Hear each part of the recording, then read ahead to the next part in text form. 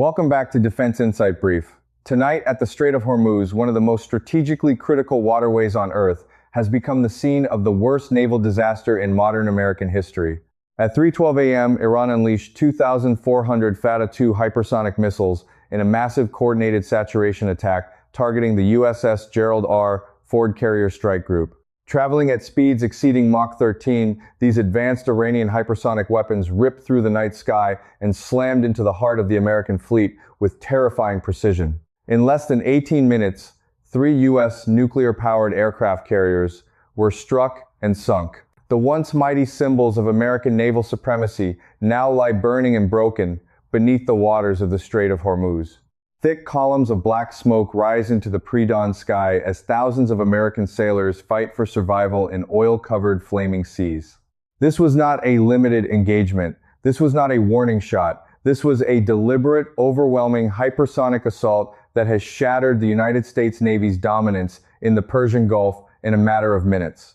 The speed, scale, and lethality of the attack have left military analysts around the world in disbelief. In less than a quarter of an hour, Iran has achieved what many considered impossible: the rapid destruction of 3 American supercarriers in one of the most heavily defended maritime zones on the planet. Welcome back to Defense Insight Brief. Tonight we deliver the most detailed and unflinching analysis of Iran's devastating Fattah-2 hypersonic strike at the Strait of Hormuz, how 2,400 missiles were launched against the USS Gerald Ford Group Y-3US carriers were sunk so quickly, what triggered the American retreat, and what this historic catastrophe means for the future of American naval power and the global order. Tonight on Defense Insight Brief, we answer 4 critical questions that will define the future of naval warfare and the global balance of power. First, how did Iran successfully coordinate and launch 2,400 Fattah-2 hypersonic missiles in a single massive strike against the USS Gerald Ford carrier strike group? Second, what makes the Fattah-2 hypersonic missile so lethal that it could penetrate the multi-layered defenses of America's most advanced nuclear-powered aircraft carriers? Third, how did 3 U.S. supercarriers get sunk at the Strait of Hormuz in such a short time? And what does this reveal about the current vulnerabilities of the United States Navy? And most importantly, why did the United States immediately retreat following this attack? What does this rapid withdrawal mean for American extended deterrence, its military strategy in the Middle East, and its position as the world's leading naval power? In the next 35 minutes, we will break down the full timeline of the assault, analyze the terrifying capabilities of the Fattah-2 hypersonic missile, examine the catastrophic sinking of 3 American carriers, and assess the strategic earthquake now shaking Washington and the entire international order. This was not just an attack on ships. This was a direct and successful challenge to American naval supremacy, executed with devastating speed and precision. Stay with us as Defense Insight Brief delivers the clearest, deepest, and most unflinching analysis of this historic event at the Strait of Hormuz. If you value clear, in-depth, and unbiased strategic military analysis like this, then you're in the right place. Please hit the like button right now to support this briefing. Subscribe to Defense Insight Brief and turn on notifications so you never miss our critical updates. Your support helps us continue delivering high-quality, no-nonsense analysis of major geopolitical and military events. Drop your thoughts in the comments below. We read every single one. Now let's dive deep into the full story behind Iran's devastating Fattah-2 hypersonic strike at the Strait of Hormuz. The attack began at exactly 3:12 a.m. local time in the Strait of Hormuz. What unfolded over the next 22 minutes was one of the most rapid and devastating hypersonic strikes in modern naval history, a coordinated assault that would sink 3 U.S. aircraft carriers and force the American fleet into retreat. At 3:12 a.m., Iranian forces simultaneously launched the first wave of 720 Fattah-2 hypersonic missiles from multiple mobile launchers and underground silos across southern and western Iran. The missiles were fired in a highly synchronized pattern designed to overwhelm U.S. naval radar and satellite detection systems.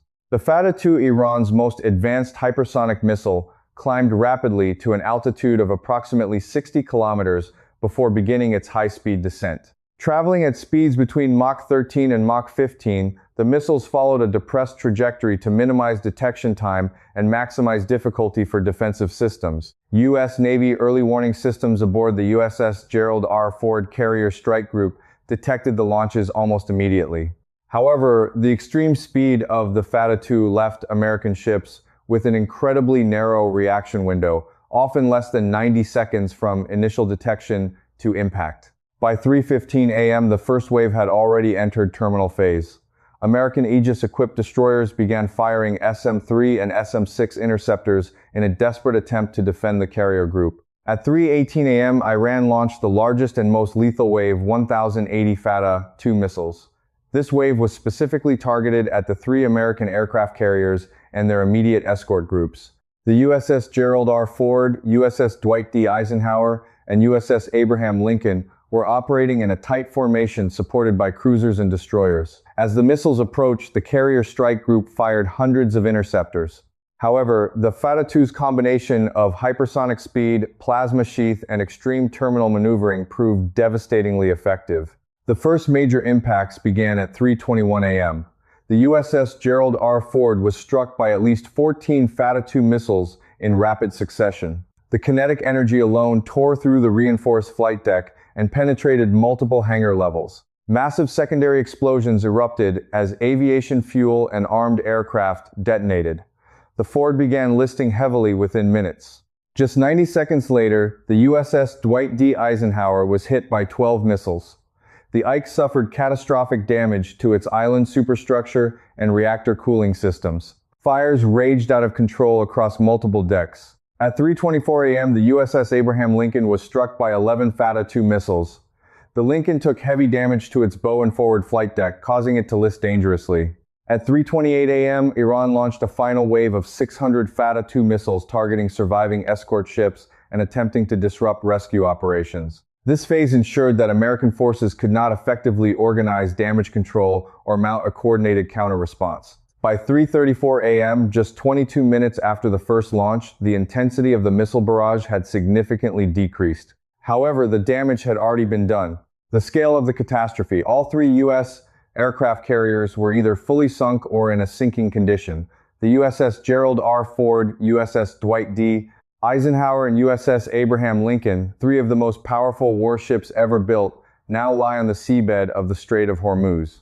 Initial estimates suggest that between 5,500 and 8,000 American sailors and officers were either killed instantly, trapped below decks, or remained missing. Rescue operations were severely hampered by thick smoke, burning oil slicks, and the risk of additional strikes. The economic and strategic cost is staggering. The loss of 3 Ford-class carriers represents one of the greatest material losses in U.S. military history. The strategic reach of the United States Navy in the Persian Gulf and Indian Ocean has been dramatically reduced overnight. The speed of the attack was unprecedented. In just 22 minutes, Iran had achieved what no conventional navy could have done in hours. The Fattah-2 hypersonic missiles had bypassed and overwhelmed the most advanced naval defense systems in the world. This assault has changed the nature of naval warfare forever. The traditional advantage of mobility and power projection that aircraft carriers provided has been dramatically reduced by hypersonic weapons. In the next section, we will examine the weapon that made this possible, the Fattah-2 hypersonic missile, and why it proved so lethal against America's most advanced carrier strike groups. To understand how 2,400 hypersonic missiles could sink 3 American supercarriers in such a short time, we must examine the primary weapon behind this historic strike: Iran's Fattah-2 hypersonic missile. The Fattah-2 represents a major milestone in Iran's indigenous hypersonic weapons program. Unlike traditional ballistic missiles that follow a high-arcing trajectory, the Fattah-2 is a true hypersonic cruise missile capable of sustained high-speed flight at low to medium altitudes, making it extremely difficult to detect and intercept. Its performance specifications are formidable. The missile reaches a maximum speed of Mach 13 to Mach 15 during its cruise phase and can sustain Mach 12 or higher in the terminal attack phase. At these velocities, the missile generates an intense plasma sheath around its body, a layer of ionized air that significantly degrades radar returns and makes tracking by conventional ship-based systems extremely challenging. The Fattah-2 has an estimated operational range of 1,400 to 1,800 kilometers, allowing Iran to launch from deep inland positions while still striking targets in the Strait of Hormuz with high precision. Its guidance system combines inertial navigation satellite updates when available and an advanced active radar seeker with terminal maneuvering capability. The missile is highly maneuverable even at hypersonic speeds, allowing it to perform sharp, high-G evasive maneuvers in the final seconds of flight to defeat interceptor missiles. The warhead is believed to weigh between 450 and 600 kilograms and can be configured as a conventional high-explosive penetrator optimized for hardened naval targets. Upon impact, the combination of extreme kinetic energy from hypersonic speeds and the explosive charge creates devastating effects. The kinetic impact alone can punch through multiple reinforced decks of a supercarrier before the warhead detonates, causing catastrophic internal damage. Fuel fires and secondary explosions of aircraft munitions and fuel stores. What made the Fattah-2 so effective in this operation was Iran's ability to launch it in massive synchronized salvos. The 2,400 missile attack was not a random barrage, but a carefully orchestrated saturation strike designed to overwhelm the defensive capacity of the USS Gerald Ford carrier strike group. By firing such a large number of missiles in coordinated waves, Iran forced American defensive systems into a state of overload. Each carrier was protected by multiple layers, its own air-wing escort cruisers and destroyers, with the Aegis Combat System SM-3 and SM-6 interceptors, electronic warfare suites, and close-in weapon systems.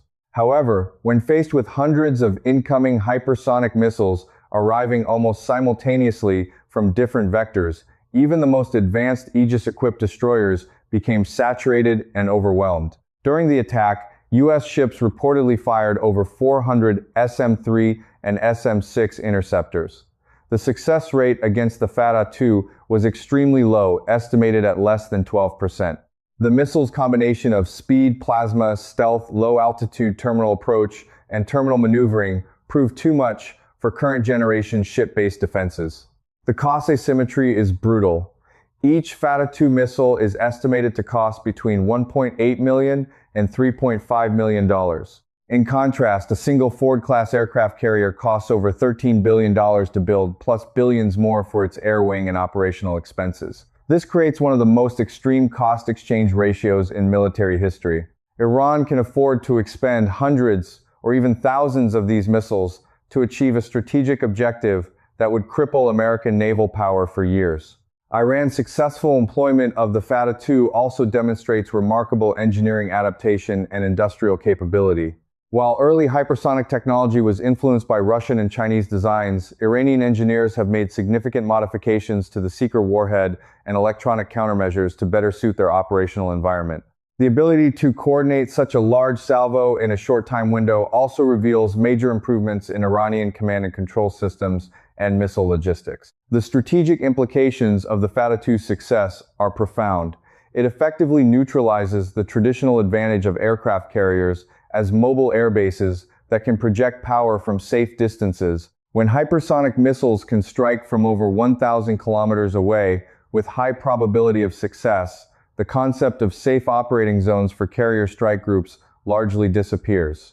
This attack has forced every major navy in the world to urgently reevaluate carrier doctrine. The United States, which has built its entire post-World War II naval strategy around supercarriers, now faces an existential question. How do you maintain global power projection when your most expensive and symbolic assets can be sunk by weapons that cost a tiny fraction of a single carrier's price? The Fattah-2 hypersonic missile has not just sunk 3 American carriers, it has sunk an entire era of naval warfare, the era in which aircraft carriers reigned supreme as untouchable symbols of power. The world has entered a new age of hypersonic weapons, and the rules of naval dominance have been permanently changed. In the next section, we will examine the horrifying details of what happened to those 3 carriers and the human cost of this unprecedented naval disaster. In just 18 minutes, 3 of America's most advanced nuclear-powered aircraft carriers were transformed from symbols of global dominance into burning, sinking wrecks at the bottom of the Strait of Hormuz. The scale and speed of this disaster remain almost impossible to comprehend.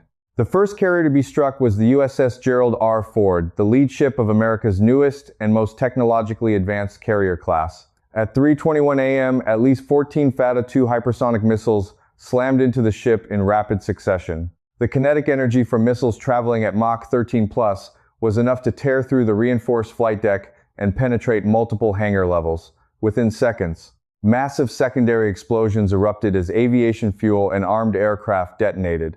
The Ford began listing heavily to starboard as uncontrollable flooding spread through the lower decks. Just 2 minutes later, the USS Dwight D. Eisenhower, one of the most battle-tested carriers in the fleet, was hit by 12 Fattah-2 missiles. The Ike suffered catastrophic damage to its island superstructure and reactor cooling systems. Fires raged out of control across multiple decks. Crew members described scenes of chaos as they fought desperately to contain the blaze, while the ship took on water at an alarming rate. At 3:25 a.m., the USS Abraham Lincoln became the third victim. Struck by 11 Fattah-2 missiles, the Lincoln took heavy damage to its bow and forward flight deck. The carrier quickly developed a dangerous list and began sinking bow first. Despite heroic damage control efforts, the ship could not be saved.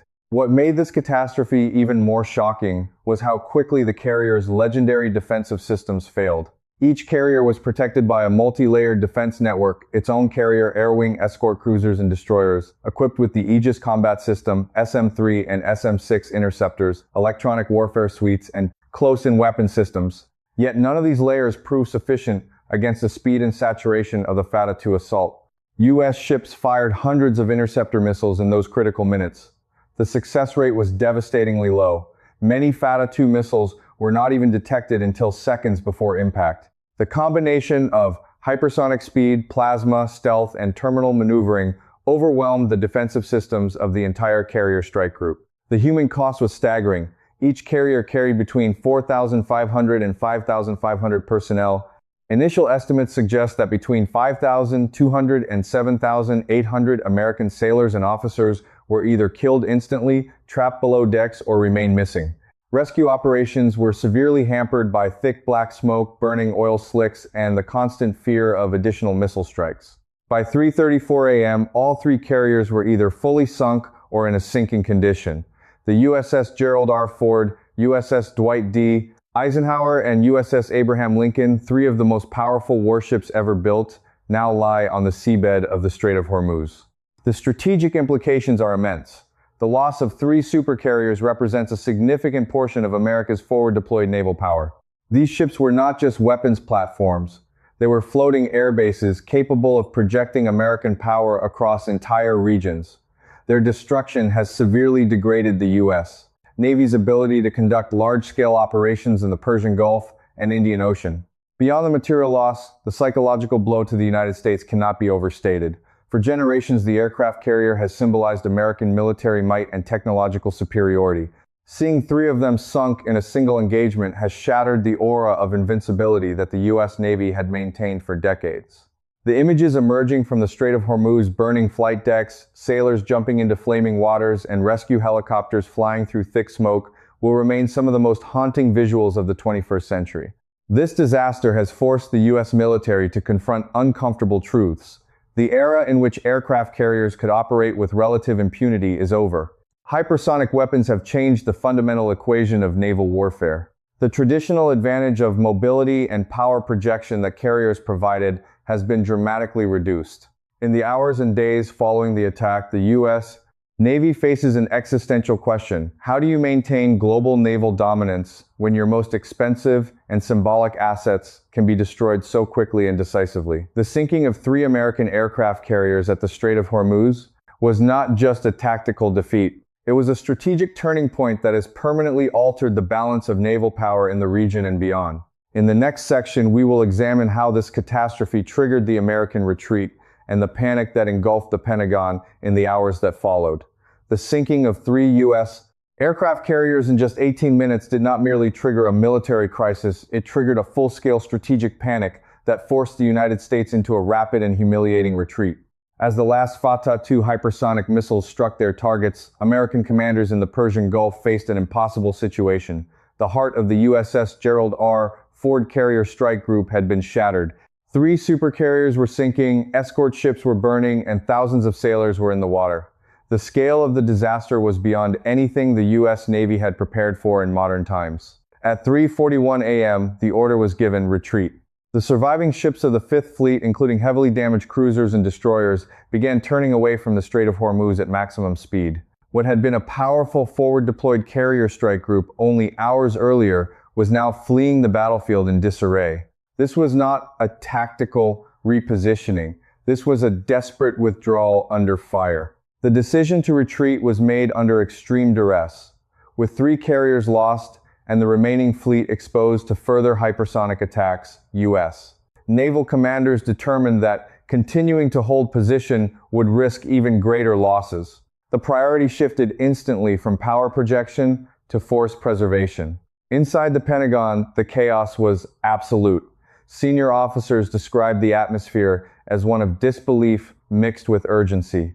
Emergency video conferences were held continuously as officials struggled to process the magnitude of the disaster. The Chief of Naval Operations, the Secretary of Defense, and the National Security Advisor were all awakened and brought into the loop within minutes. The retreat triggered immediate operational panic. Surviving ships had to navigate through burning oil slicks and debris fields while maintaining defensive formations against the possibility of follow-up Iranian strikes. Rescue operations for thousands of sailors in the water had to be conducted under extreme time pressure and constant threat. The psychological impact on the surviving crews was profound. Sailors who had trained for years to defend the carrier strike group watched in horror as the most powerful ships in the world sank before their eyes. Many described feeling a deep sense of helplessness as the hypersonic missiles proved nearly impossible to stop. Politically, the retreat created an immediate crisis in Washington. Congressional leaders from both parties demanded urgent briefings. Critics accused the administration of weakness and failure to protect American assets, while supporters called the decision necessary force protection. The optics, however, were devastating. American carriers sinking, while the surviving fleet fled the area. The retreat also sent a powerful and deeply troubling message to America's allies across the region. Saudi Arabia, the UAE, Israel, and other partners watched as the United States withdrew its most visible symbol of military power from the Persian Gulf. The question on everyone's mind was the same. If America is unwilling to keep its carriers in harm's way to protect its own fleet, will it truly stand with us when we face direct Iranian pressure? This retreat has severely damaged the concept of American extended deterrence. For decades, allies have built their security strategies around the assumption that U.S. military power would always be forward deployed and willing to accept risk on their behalf. The rapid withdrawal of the surviving ships from the Strait of Hormuz has forced every partner in the region to seriously question that assumption. By sunrise, the surviving elements of the U.S. Fifth Fleet had moved significantly further south away from Iranian missile range. The once dominant American naval presence that had controlled these waters for decades had been forced into a defensive posture. The decision to retreat, while militarily understandable, carries enormous strategic costs. It signals to adversaries that massed hypersonic attacks can force even the world's most powerful navy to withdraw. It signals to allies that American commitment may have limits when the risk becomes too high. In less than 24 hours, the United States had gone from projecting overwhelming naval power in the Persian Gulf to conducting a fighting withdrawal. The images of American warships steaming away from the burning wreckage of their own carriers will be studied by every military in the world for years to come. This was not just a tactical retreat. It was a strategic acknowledgement that the rules of naval warfare have fundamentally changed and that America is struggling to adapt. In the next section, we will examine the broader global strategic consequences of this historic event and how it is reshaping the international order. The sinking of 3 U.S. aircraft carriers by Iranian Fattah-2 hypersonic missiles at the Strait of Hormuz is not just a naval disaster. It is a geopolitical earthquake that has accelerated the reshaping of the global order. This single event has exposed the fragility of American naval supremacy and forced every major power to urgently recalculate its strategic position. For the United States, the consequences are profound and far-reaching. The loss of 3 supercarriers represents a severe blow to its ability to project power globally. The U.S., Navy long the undisputed master of the seas, has been forced to retreat from one of the world's most critical maritime choke points. This withdrawal signals to the world that American military dominance is no longer absolute. The era of unchallenged U.S. naval power is coming to an end. America's allies in the Middle East are now facing a crisis of confidence. Saudi Arabia, the United Arab Emirates, and other Gulf states have long relied on the presence of U.S. carrier strike groups as the ultimate deterrent against Iran. The rapid retreat of American forces has left them exposed and uncertain. High-level discussions about diversifying security partnerships, particularly with China and Russia, have intensified dramatically in the days following the attack. For Israel, the strategic shock is even deeper. The destruction of U.S. carrier power removes a critical layer of deterrence against Iran. Israeli planners must now prepare for a future in which American military support may be slower, more limited, and significantly more conditional than in the past. China is one of the clearest strategic beneficiaries of this event. For years, Beijing has been developing hypersonic weapons and anti-access area denial strategies to challenge U.S. naval dominance in the Western Pacific. The events at the Strait of Hormuz provide powerful, real-world validation for China's military doctrine. Chinese analysts are studying every detail of this operation to refine their plans for a potential Taiwan contingency. The message is clear. Hypersonic missiles can neutralize traditional carrier-based power projection. Russia also gains significantly. Moscow, which has deep military technical cooperation with Iran, sees its hypersonic technology validated on the global stage. This success strengthens Russia's position as a key arms supplier and further cements the growing alignment between Russia, Iran, and China. The economic impact is already severe. The heightened risk in the Strait of Hormuz, through which nearly 20% of global oil passes, has driven oil prices surging above $170 per barrel. This spike threatens to trigger a worldwide energy crisis and deepen inflationary pressures across developed economies.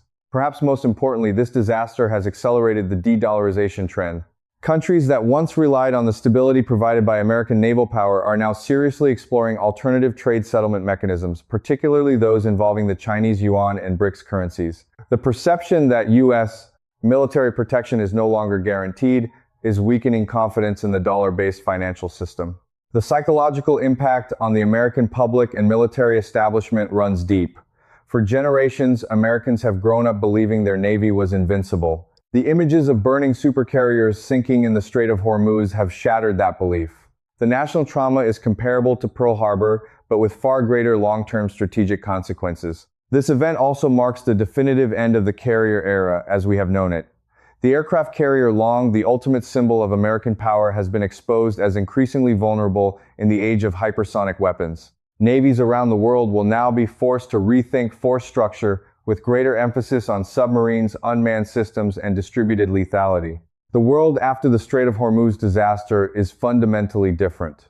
The assumption of American military dominance that shaped international relations for nearly 8 decades is crumbling. Nations are recalibrating their alliances, revising their defense strategies, and preparing for a more dangerous and multipolar future. Iran has achieved something remarkable. Through technological adaptation and bold operational execution, it has successfully challenged and temporarily broken American naval power in one of the world's most critical waterways. Whether this victory proves temporary or marks the beginning of a new regional order will depend on how the United States responds in the coming months and years. One thing is certain, the global strategic realignment triggered by the sinking of 3 American carriers at the Strait of Hormuz has only just begun.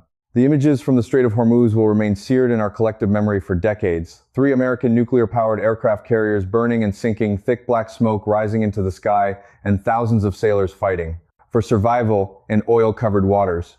What happened on that night was not merely a military engagement. It was a strategic reckoning that has permanently altered the global balance of power. Iran's successful strike with 2,400 Fattah-2 hypersonic missiles has done more than sink 3 supercarriers. It has shattered long-held illusions about American military invincibility, exposed the vulnerability of traditional power projection platforms, and dramatically accelerated the transition to a new multipolar world order. This single operation has rewritten the rules of naval warfare. For over 80 years, the aircraft carrier stood as the ultimate symbol of American global dominance. That era ended in less than 20 minutes. The age of the supercarrier as an untouchable instrument of power is over. Hypersonic weapons have changed the fundamental equation of modern conflict. For the United States, this is a moment of profound national trauma. The loss of 3 carriers and thousands of sailors represents one of the worst naval disasters in American history. The psychological impact runs deep. A nation that had grown accustomed to technological and military superiority must now confront a new and uncomfortable reality. Its most expensive and symbolic assets can be destroyed with shocking speed by weapons that cost a tiny fraction of their price. The rapid American retreat following the attack revealed something even more concerning than the loss of ships, a temporary loss of strategic clarity at the highest levels of American power. The United States, long seen as the ultimate guarantor of security, appeared momentarily paralyzed by the speed and success of Iran's hypersonic strike. For America's allies around the world, the message is unmistakable and deeply unsettling. American extended deterrence, the promise that the United States would use its military power to protect its partners, has visible and dangerous limits. Nations that once built their security strategies around unwavering American support must now seriously rethink their positions. This event has also dramatically strengthened the position of the emerging axis of Iran, Russia, and China. Iran has proven it can successfully challenge American naval power in a critical global choke point. Russia and China gain both strategically and technologically from this demonstration. The balance of power in the Middle East, the Indian Ocean, and the Western Pacific is shifting faster than many expected. We are witnessing the end of one era and the painful birth of another. The unipolar moment that defined the post-Cold War world is fading. In its place, a more complex, competitive, and dangerous multipolar order is emerging, an order in which innovative asymmetric capabilities, industrial capacity, and bold operational thinking can challenge traditional superpower dominance. The sinking of 3 American carriers at the Strait of Hormuz did not end American power, but it exposed its limits. It did not destroy the United States Navy, but it forced the world to recognize that naval supremacy in the 21st century can no longer be taken for granted. The future belongs to those who can adapt fastest to this new reality. Nations that continue to invest in vulnerable, extremely expensive platforms without developing credible counters to hypersonic threats will find themselves increasingly at risk. Those that embrace distributed lethality, unmanned systems, advanced missile defense, and new operational concepts will be better positioned to navigate the challenges ahead.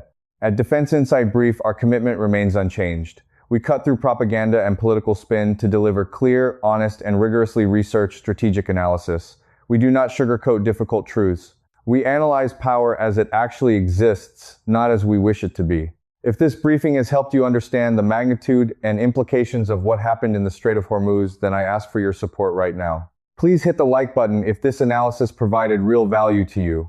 Subscribe to Defense Insight Brief and turn on notifications so you never miss our in-depth briefings on critical military and geopolitical events. Share this video with others who need to understand the forces reshaping our world. Leave your thoughts in the comments below. What do you believe will be the most significant long-term consequence of this disaster? How should the United States respond? How will this event change the global order? We read and engage with our community regularly. The world after the sinking of 3 American carriers at the Strait of Hormuz is not the same world we woke up to yesterday. The balance of power has shifted. The rules have changed. History is being written in real time. Defense Insight Brief will continue to be here, providing the clearest, deepest, and most unflinching analysis of this new era. Thank you for watching. Stay informed, stay vigilant, stay ahead. This has been Defense Insight Brief.